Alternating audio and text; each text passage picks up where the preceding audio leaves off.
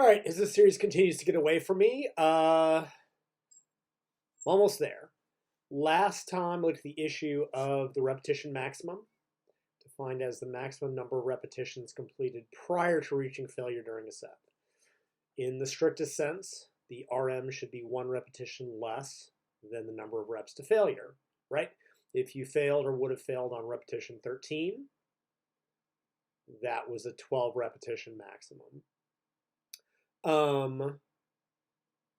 Then I started actually getting into some of the different definitions of failure that have been used, which is really the point of this. Just took me an article and a half to give the background. I started with the strictest physiological definition, the one I gave in the very first part, which is task failure or muscular failure occurs when muscular force output falls below force required to complete the task. But as always, in the weight room, things are more complicated because now we have things like exercise form to be considered.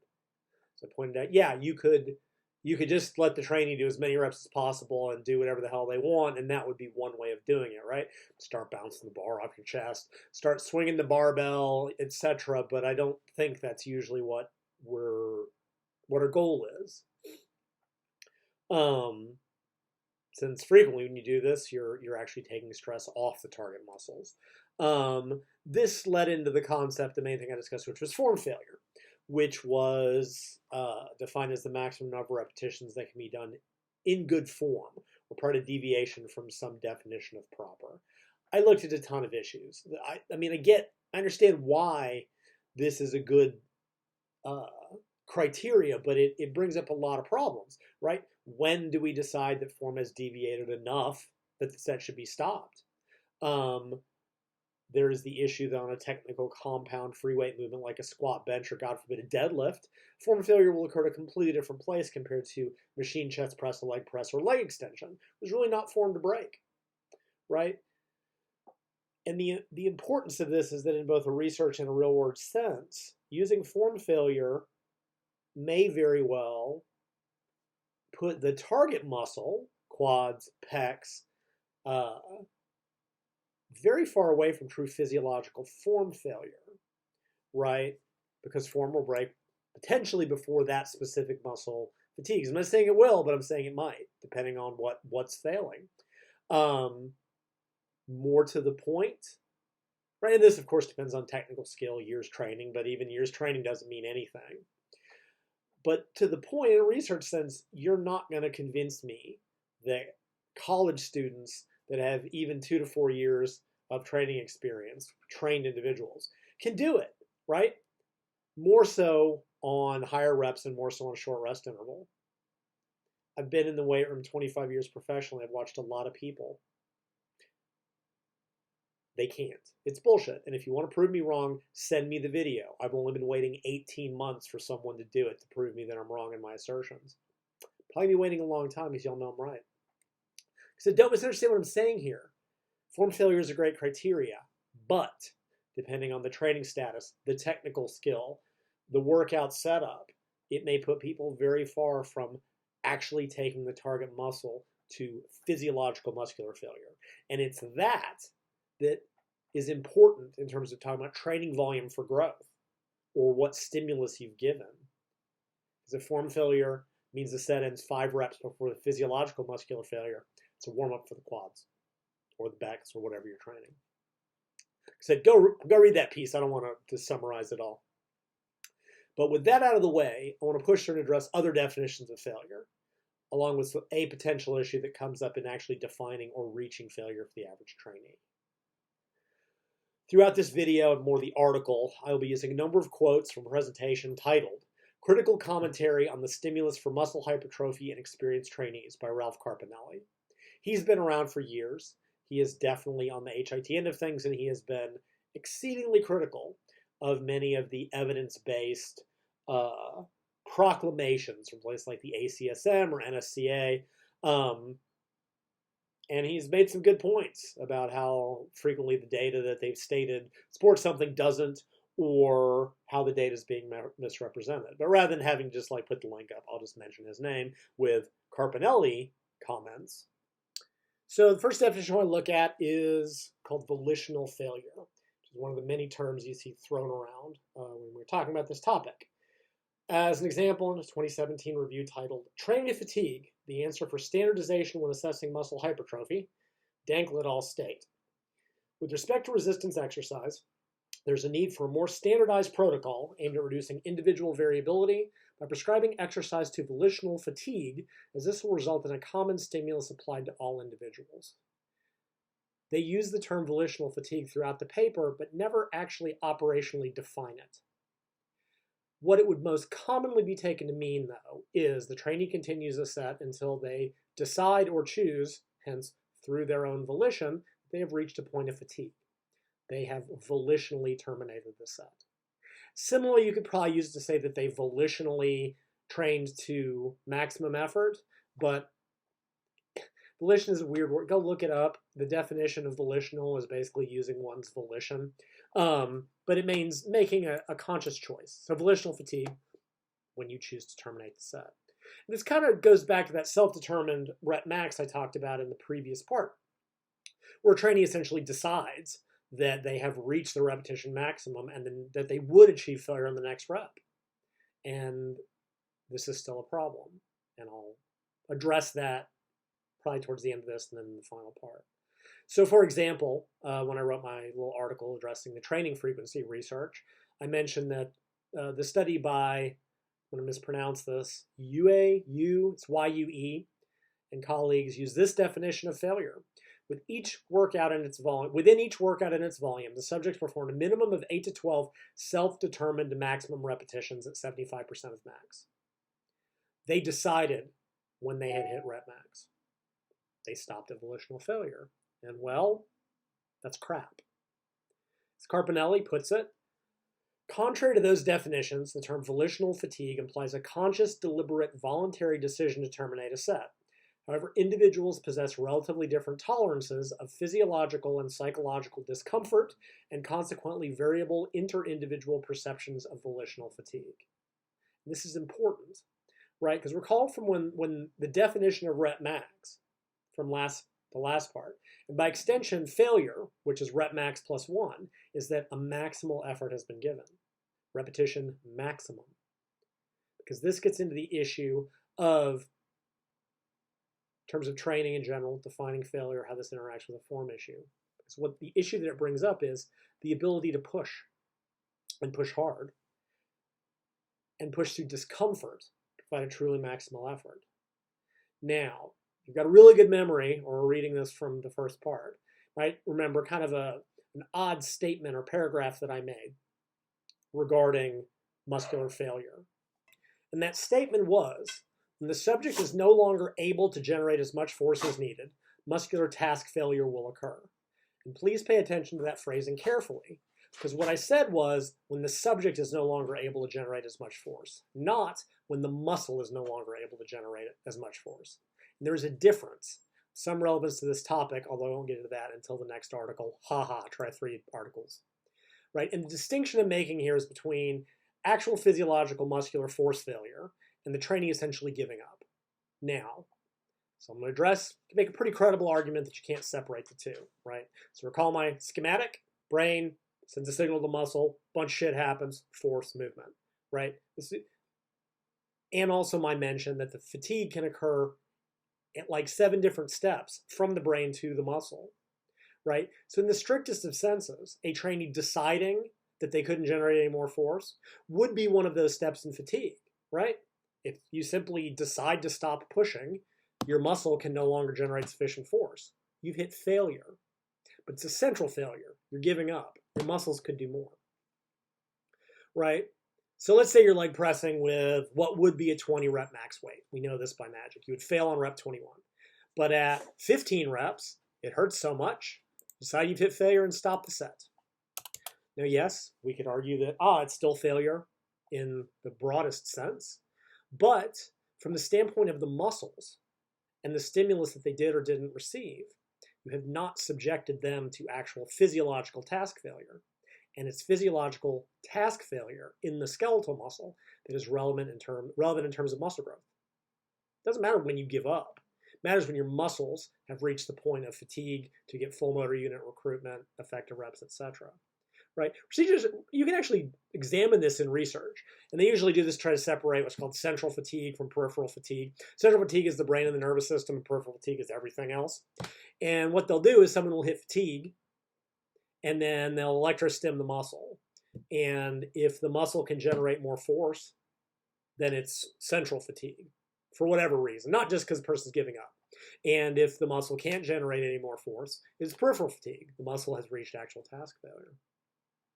The reason this is important is that depending on the exercise and the trainee, the average trainee is more likely to simply give up and decide that they have hit failure than to actually hit failure.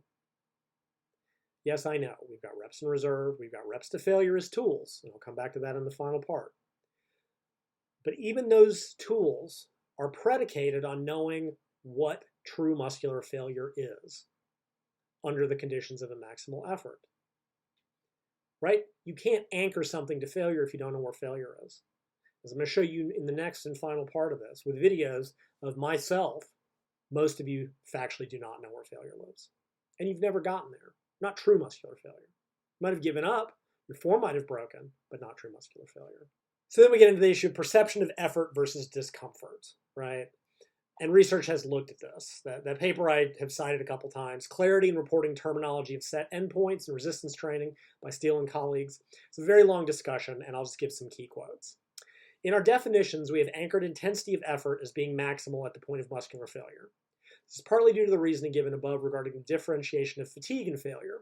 However, we believe this is also necessary due to the apparent difficulty people experience in differentiating between perceptions of effort and discomfort. We state a number of studies measuring rating of perceived exertion using a Borg 10-point scale, where a value of 10 indicates maximal effort, have reported that participants exercise to muscular failure and receive verbal encouragement to ensure adequate motivation and effort. That is important. In this case, each trial, irrespective of exercise load or training status, should have resulted in a maximal value for effort, since people were exercising to muscular failure, right? A 10 is a 10 is a 10.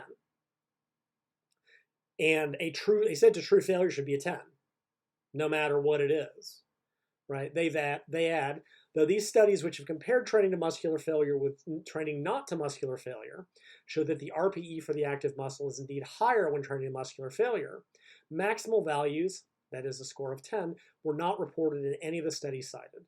Thus, we can only assume that the participants were unclear as to how to report their perception of effort, right? They hit failure or thought they hit failure. They didn't report an RPE of 10. Repetition of perceived exertion takes practice like the other tools. What you think is a max is probably not a max.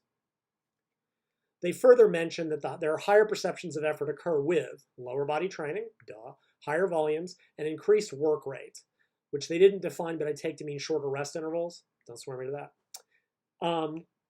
Sets of 10 in the squat hurt more than sets of 10 in the barbell curl. Which do you think someone is more likely to take to true muscular failure? Which do you think they're more likely to just give up when it gets uncomfortable? As an example, Shimano and colleagues measured rating of perceived exertion in the bench press, curl, and squat, 60, 80, and 90% of 1RM. Bench and curl showed no difference between the intensities, but the reported RPE was higher in the squat at 60% versus 80 and 90%. Now, they didn't speculate as to why, but I think the reason's pretty obvious. Higher reps in a full body exercise like a squat at 60% hurt way more than 80% or 90%. Right? A triple at 90% is hard, but it's a different kind of hard than doing high reps. In the squat, it becomes systemic. You're using so much muscle mass, especially compared to bench or curl, right? That, to me, explains the difference. If anybody listening to this has done the 20-rep squat routine, the true 20-rep squat routine, you understand what I'm talking about. Once you get to about a rep 10 or 12, all you want to do is stop or die, right? Every rep is a near maximum. And I realize this is rest pause. It's not exactly the same. But the key to making that routine work is pushing past the discomfort, grinding out the next rep and the next rep and the next rep. You're pausing between reps. You're breathing like a freight train. Every part of your body is telling you to stop, and yet you push through. And there's a video in the article, I might put a clip in, of Jesse Maroon, a strongman who has unfortunately passed away, doing 407 pounds by 20 in the squat. And at the end of the set, he collapses on the floor.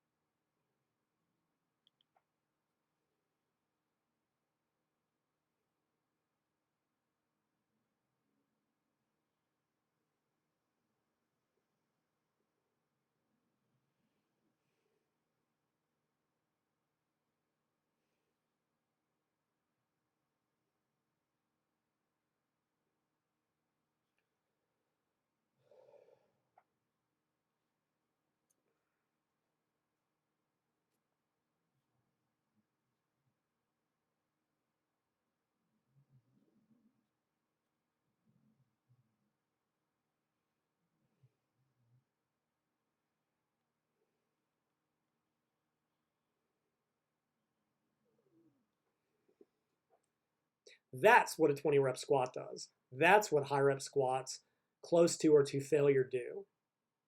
Doesn't happen on a bench press. Doesn't happen on a curl.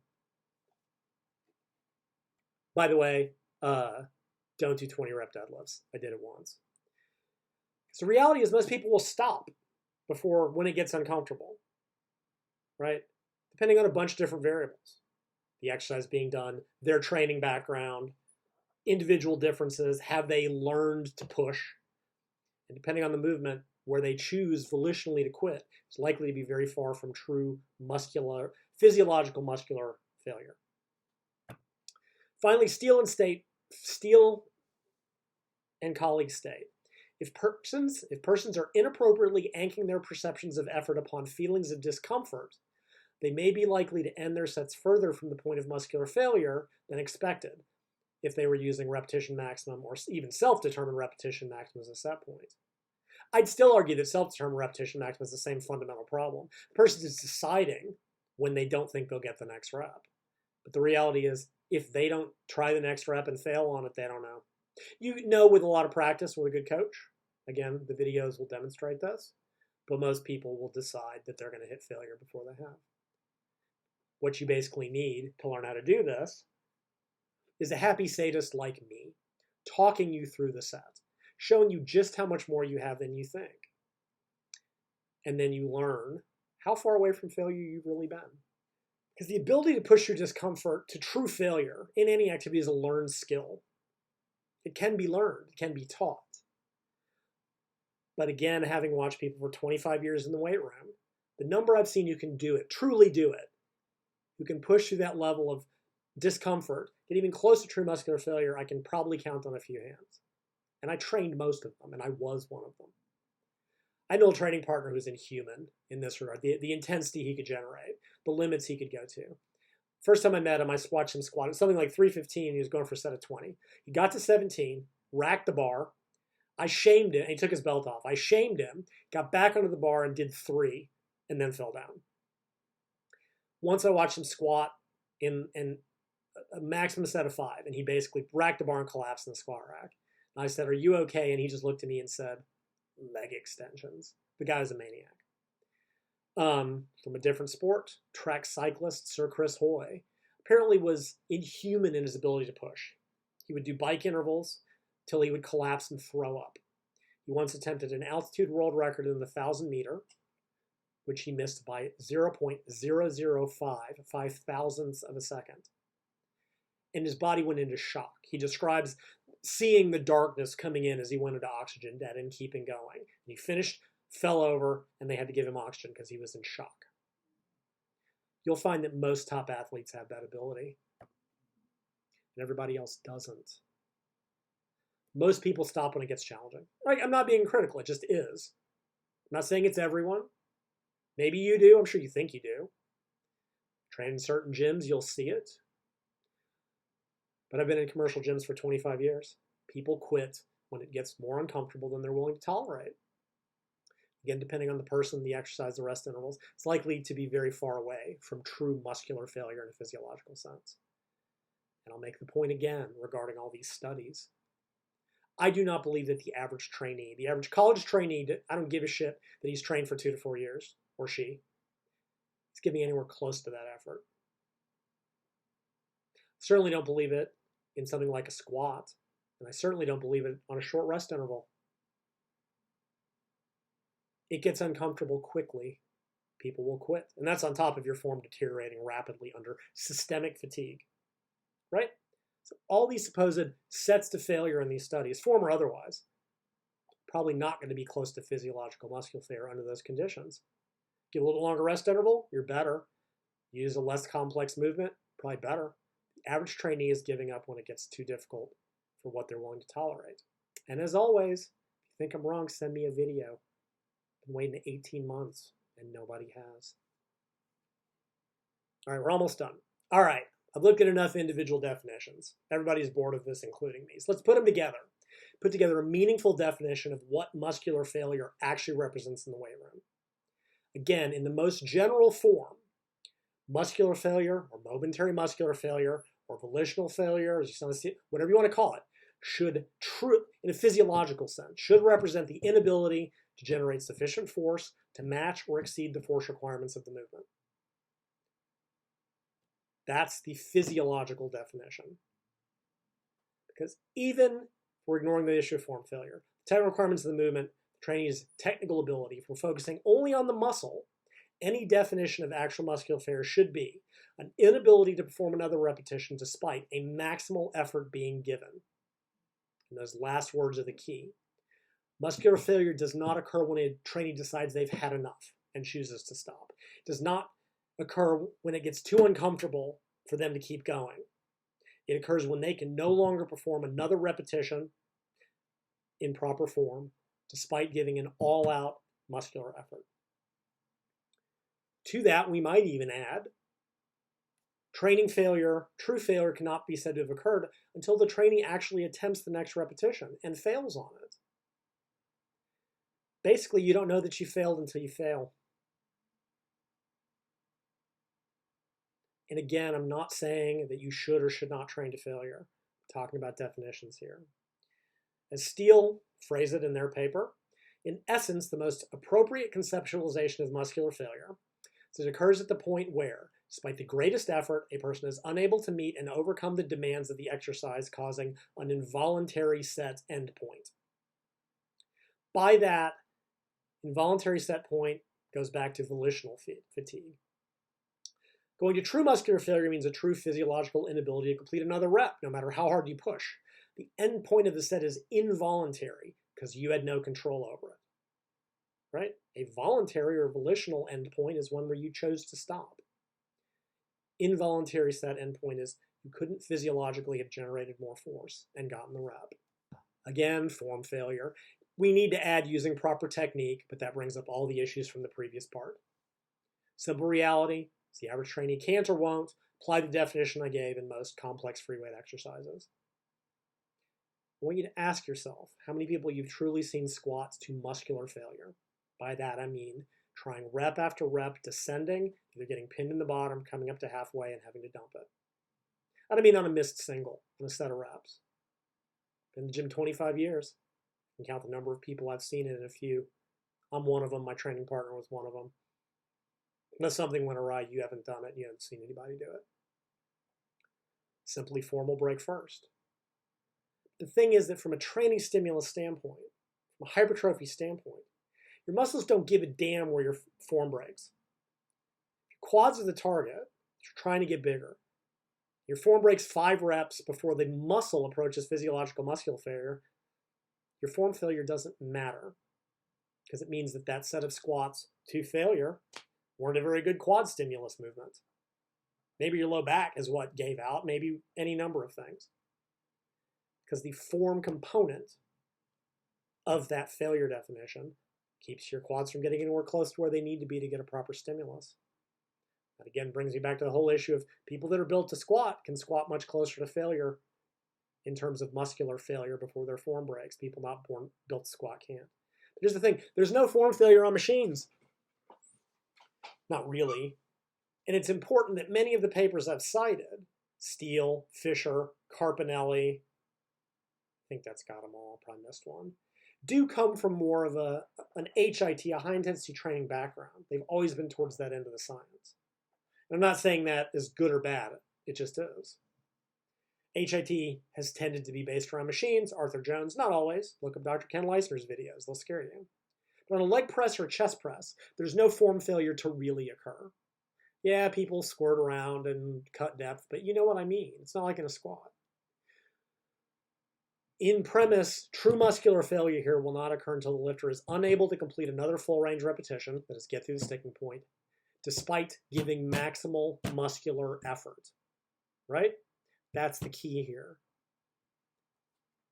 Because again, in a purely physiological sense, it doesn't matter what rep your form broke on. It matters what rep the muscle actually started or ended getting a training stimulus. But even there, most people will just give up volitional failure because it's hard and it's uncomfortable and they won't hit true muscular failure. And they'll quit when it gets tough. So even using a common definition of muscular failure in research presumes the trainees will get there in the first place. That's very hard to control. And I get it. They encourage people. They yell at them. It's very difficult to control. Send me the videos. Still waiting. These definitions matter. Yes, I'm not just being pedantic and obsessive for the sake of it. This matters. Because it all ties back to my comments in the first parts of this series. If you're comparing different volumes of training within a study, for example, the nature of the training setup is such that the trainee's form is breaking, or they were giving up because it's hard, you are not measuring what you think you're measuring. I mean, I guess you could argue that in an ecological sense you are. If you're testing squats to failure and most people can't squat anywhere close to failure, I guess. But a set of 10 where the subject stops because it's hard, when they could have done 15, it's not physiologically the same as a set of 10 where they gave a maximum effort. And in that effective reps framework, the implications would seem obvious. First set might give 1 effective rep because they got 10 when they could have done 14 or 15. And if the second was a set of true muscular failure as I defined it, they might get 3 to 5 effective reps. And then suddenly, your low volume group, where people were quitting, which only got 1 effective rep per workout on squats, is being compared to the high volume group, which generated 5 because they did 5 sets. And yes, they did leg presses and leg extensions to failure, which I still want to see, which adds a few more. But now what you're comparing is not low to high volumes. You're comparing completely suboptimal volumes to possibly close to optimal volumes. Does that make sense? I linked a piece by Chris Beardsley. You talked about that, when high volume is not high volume. 15 submaximal sets sounds like high volume, but if it's only 1 effective rep per set, that's 15 effective reps in a workout. Someone who did 5 sets of 10 to true failure and got 5 effective reps per set did 25. The lower set count is a higher effective rep volume. And suddenly, when you're comparing these types of things with a suboptimal load to a maybe close to optimal load, suddenly it looks like you need 3 times as many sets because each of your sets is equivalent to 1/3 of a real set. I mean, a set to true physiological muscular failure. As I keep bringing up, let's look at the Hahn study that Mike Israetel was involved with. They worked them up to 32 sets a week of squats. They were doing sets of 10 with 4 reps in the tank, so 14 rep max with a 10-minute break. It's a series of, let's give them the benefit of the doubt. They maybe got 1 effective rep per set or 32 effective reps per week. Someone who did 8 sets to true muscular failure and got 4 effective reps per set would have achieved the same number of effective reps in 1/4 of the volume.